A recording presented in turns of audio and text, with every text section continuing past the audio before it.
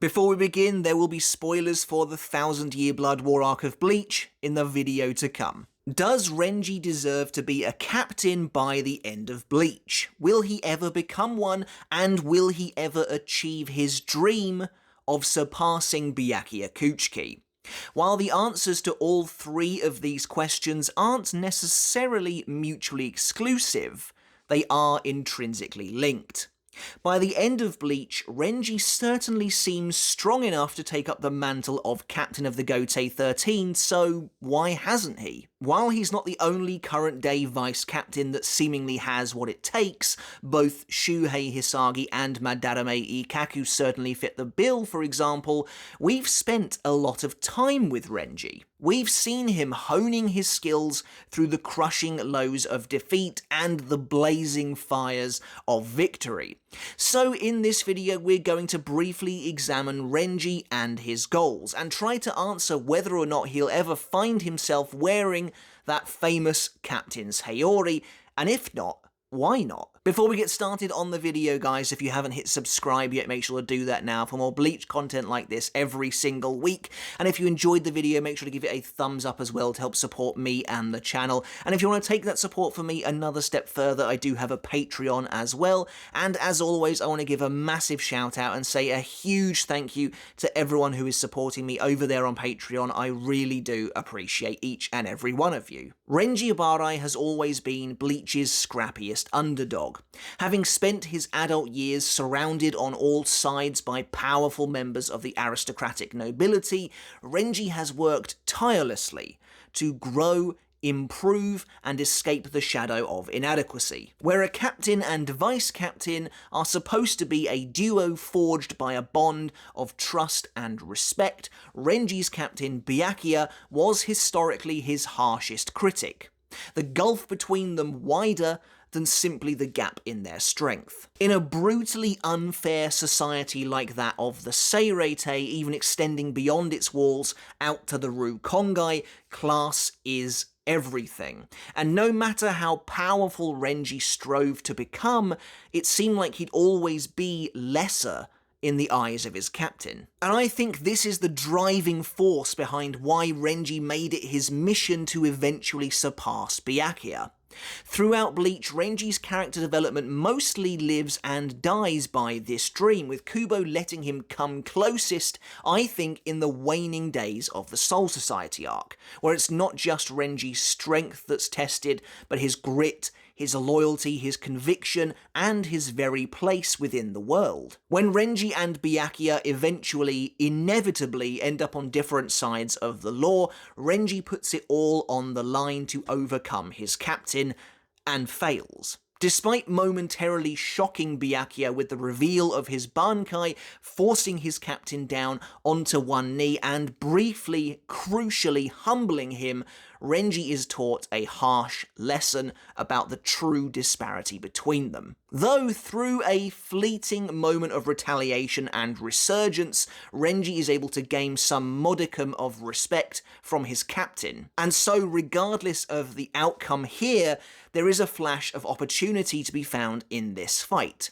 Even Renji himself at one point thinks he's finally done it, but perhaps it was truthfully just the first tiny step on a much longer journey. As Renji's animosity towards his captain dissipates once Rukia is rescued, and their bond transforms into one of mutual respect and understanding, forging a much healthier captain and vice-captain dynamic, you'd be forgiven for thinking Renji's dream disappears into the background of his character. And it's true that with their battle now behind them, there's less chance to outwardly test and observe Renji's progression on his quest to surpass his captain. But while Byakuya mostly remains steadfast in his skill and power, Renji, conversely, is thoroughly put through the ringer. For a while, he became a much joked about loser in the community, struggling immensely in the Arrancar arc to even scrape a win against a Fraction before being defeated twice by two different Espada. I'd argue here in the Arrancar arc that the gap between Renji and Byakuya has never been wider. Not only does Byakuya waltz through his battle with Zamari, but he also helps defeat the Espada that bested Renji himself. Things changed for Renji, however, come the post-Aizen timeskip. While the human enemies of execution were mostly no match for the Shinigami and were never likely to be, Renji defeats Jackie without so much as really moving from the spot, explaining that he's been training not to overcome Byakuya, but specifically calling out Aizen as the new target of his ambition.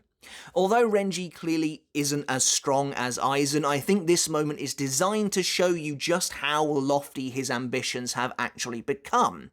And moving forward into the 1000-year Blood War arc, Renji only proceeds to become even more powerful and of course more dangerous as a result, receiving incredible divine training from the Zero Division that effectively breaks him apart, breaks him down, and then proceeds to rebuild him all over again from the ground up into one of the strongest Shinigami currently serving in the Gotei 13. With his true bankai finally unlocked, Renji decimates a sternritter who had previously defeated 2 Vizard captains at the same time. Quite the reversal of fortunes for a character who had been a laughingstock in the last major arc. It seems Kubo has finally done right by Renji, granting him the power and capability he probably always deserved. Which leads us nicely into our first question of will Renji ever become a captain, and does he deserve to? Well, first of all, let's get the easy answer out of the way. Of course Renji deserves to be a captain. Renji has always possessed many of the qualities necessary to be a captain, from incredible loyalty to unquestionable devotion. And we see that devotion passed out to numerous characters throughout the series, from Rukia to Ichigo to, of course, Byakuya himself. Renji is selfless, always willing to throw himself into the line of fire in order to protect a friend, or else the Seirete itself. Though he might appear to be of lower social standing in the eyes of the antiquated, archaic hierarchy of Soul Society, his outward appearance is wild, rugged, and untamed. Renji carries what matters closest to him, and has always also done his very best to make a name for himself. Now though, as of the 1000-year Blood War arc, he has the power necessary to match that unyielding conviction. Considering he single-handedly defeated Masked Masculine, who, as I mentioned, was rampaging through Captain-class Shinigami with ease, and utilised his new strength granted to him by the Royal Palace itself to last until the very end of the war, Renji has more than proven himself to be incredibly capable, and likely more powerful than I'd argue at least half of the current set of captains by the series' end.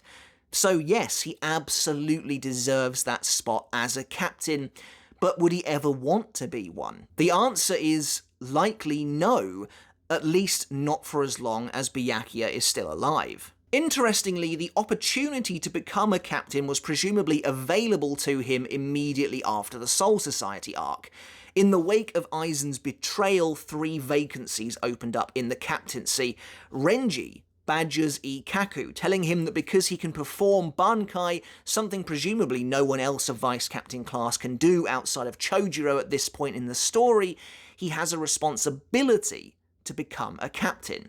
He must fill at least one of the 3 voids left over to help make the Gotei 13 whole again. But Ikkaku declines, citing his dream to fight and die under Zaraki's command, while also quoting Renji's own dream of surpassing Byakuya back at him.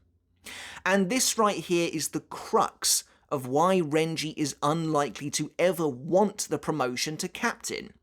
Presumably, Ikkaku knows Renji can perform bankai at this point in the story, as they are very close and Renji has seemingly confided in Ikkaku about something personal before, but it's possible Renji has kept it a secret in order to ensure he doesn't get promoted, much in the same way as Ikkaku hides his true strength too. Renji shares a similar goal to Ikkaku in that he wants to keep fighting under Byakuya in the 6th Division, but Renji wants to do so not to die in that position one day, but in order to eventually surpass his superior. Why does Renji want to surpass Byakuya so badly? Well, as I mentioned earlier in the video, I think it likely stemmed originally from the inferiority he felt at being a commoner next to Byakuya's almost regal social status, from being a stray dog barking and clawing at the moon. That's not to say Renji couldn't surpass Byakuya if he was the captain of another division also, but having Byakuya as his personal captain is inspiration for Renji to continue to strive for those seemingly unreachable heights.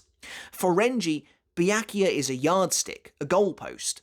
As long as he can keep Byakuya in his sights, as long as he has his back, he can keep moving forward in step with him and hopefully one day go beyond him. This is why it would have worked nicely for Byakuya to have been killed by Asnot in the first invasion, a point that has admittedly been driven into the ground over and over by now. But if Renji had then fought and defeated Asnot in the second invasion, perhaps along with Rukia too, then it could have been interpreted as Renji surpassing his captain while honouring him all the same. Instead, we get this odd situation where both characters are engaged in a parallel arms race. Renji becomes incredibly powerful in the 1000-Year Blood War arc, but unfortunately for him, so too does Byakuya. Which has always been interesting to me. Like I said, Renji had a pretty bad track record coming out of the Arrancar arc, so I can see why Kubo might feel the need to bolster his innate strength, but Byakuya never really felt like he needed it to me. Which brings us to our last question: will Renji ever surpass Byakuya?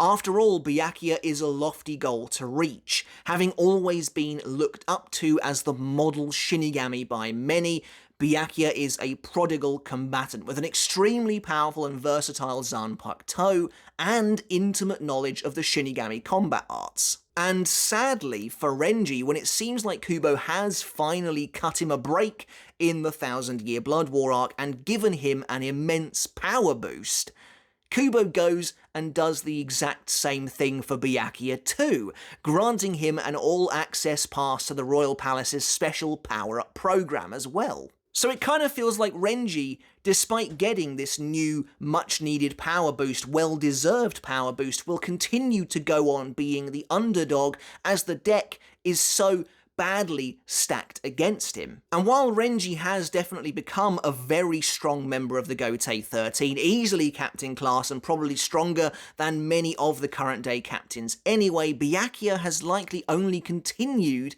to eclipse him, or at the very least is just as far removed now as he ever was. And that's kind of what I mean by them being on this parallel arms race. Renji keeps making gains, but for some reason Kubo gives similar gains to Byakuya, and so they're never likely to meet. But that's not to say Renji won't ever surpass his captain, and in all honesty it feels a bit defeatist and even a little depressing to watch Renji striving away at a goal that's completely unattainable.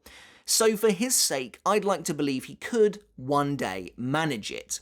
Of course, they're both very different fighters too, and while Byakuya was able to get one up over Hihio Zabimaru, we've never seen Renji fight him using his true bankai instead. Interestingly, both of them are in very similar positions overall. They're both likely in the absolute prime of their lives and careers among the Gotei 13, especially after having received training at the Royal Palace, and together have almost certainly made the 6th division one of, if not the single strongest division in the Gotei 13 presently. And actually it makes me wonder what the dynamic would be like if Byakuya had never received that Royal Palace training, and that actually maybe is why Kubo felt the need to give him that training, because if only Renji had received it, perhaps Kubo would have thought that Renji would have far too greatly outweighed Byakuya's strength, because presumably, and this is only me speculating, but if Byakuya had never gone to the Royal Palace, I think by the end of the 1000-Year Blood War arc, Renji would be extraordinarily close,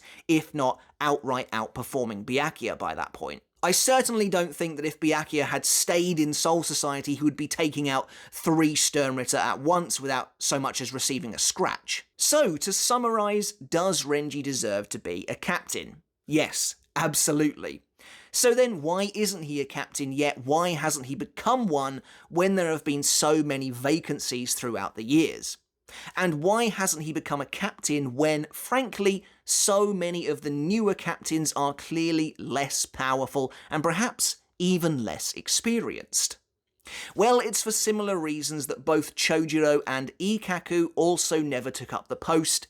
Renji wants to remain Byakuya's vice captain, but for him, it's not directly out of loyalty or a desire to die fighting in that spot, but to continue to see and use Byakuya as a moving goal, an ambition to strive for, a reason to grow ever stronger in order to one day hopefully match and eventually supersede. Will Renji ever accomplish that goal? Honestly, it seems unlikely to me, but I'll continue to hold out hope for his sake. And that's it for the video, guys. I really hope you enjoyed it. A fairly short one today, but regardless, let me know in the comments below. Do you think Renji will ever surpass Byakuya? Do you think Renji will ever become a captain? And if not, why not? And also, do you think he deserves to be one? Though I think the answer is pretty clearly yes. But I really hope you enjoyed the video, guys. Let me know your thoughts down in the comments below. Make sure to give it a thumbs up if you enjoyed it. Hit subscribe if you haven't done already. And until next time, I'll catch you later. And I'll see you then.